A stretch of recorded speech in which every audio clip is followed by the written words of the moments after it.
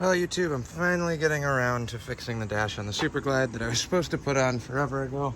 I just wrote it back today just to get up to the shop real quick to look for a timing cover gasket that I thought I had. I did not for the small block motor I'm putting together, but here's where I'm at.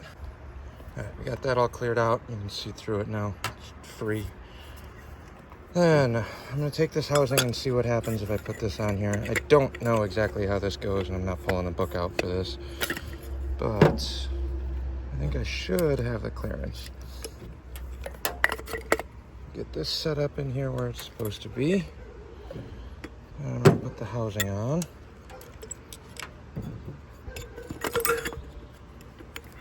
And this might actually give me the tension I need.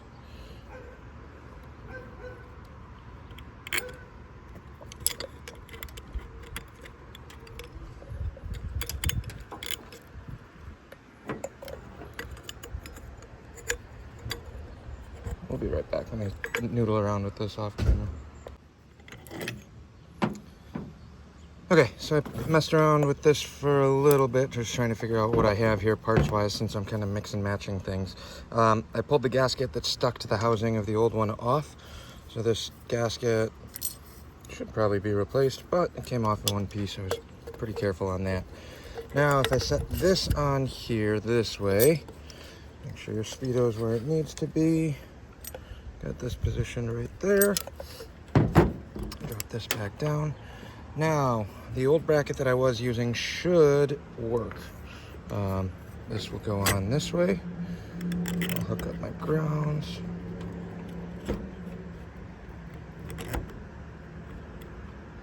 Like so. This can go back in. To the tack. Bulb is going to go over here, but we'll put that in later. Now, I'll lay some washers in here for the actual bolts.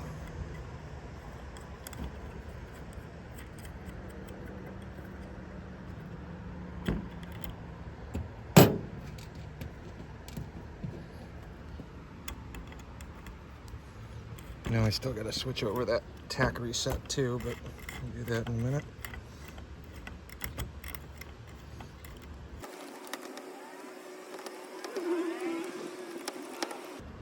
Grab a socket.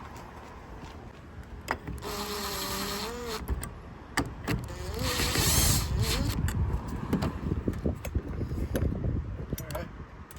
So as it sits right now, I got my speedo back in where it's supposed to be. I didn't tighten this down yet, but it's centered. No more bouncing or banging around in there. I'm trying to wiggle the back of this housing right now. So that little gasket is all I was missing last time. I did not have any of those parts when I got this bike originally. I've just been sourcing things at swap meets forever, so that makes sense. But now that's in exactly where it's supposed to be. Sits in there nice and tight. So that's good. Now we can get around to finishing up the rest of this. And my phone's getting low, so if it does die, I apologize, but I'll do my best to try and get this done before that actually happens. Alright, dash is in. Now, this light's gonna go in here, like so. Put this dummy light back in the other gauge. I'll keep this housing just because I don't really know what I need it for, but they're nice to have. Okay, now I gotta pull this little cotter pin clip out of this trip reset drive, and I'll drop it right onto this one here. Ooh, this one actually looks pretty messed up. That might not work. Okay, I'm probably just gonna undo this clip and replace this entire section when I grab a flathead. Diving into the unknown here. I don't think I've ever removed one of these yet. Don't know exactly what all is involved.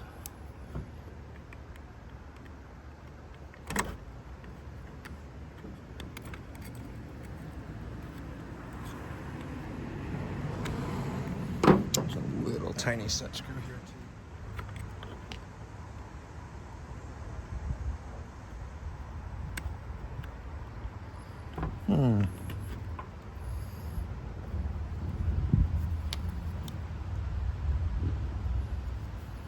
me yank the old one apart first on the broken gauge before I start noodling around with that one.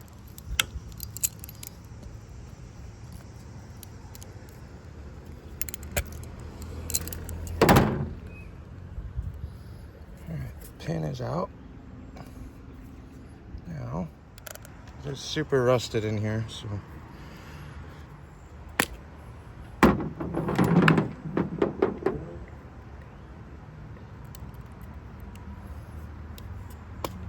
we go.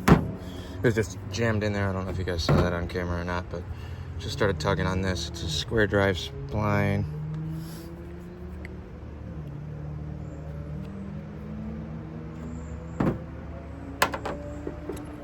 So on this one, there's a little tiny set screw that I need to figure out how to get out first, instead of that little keyway.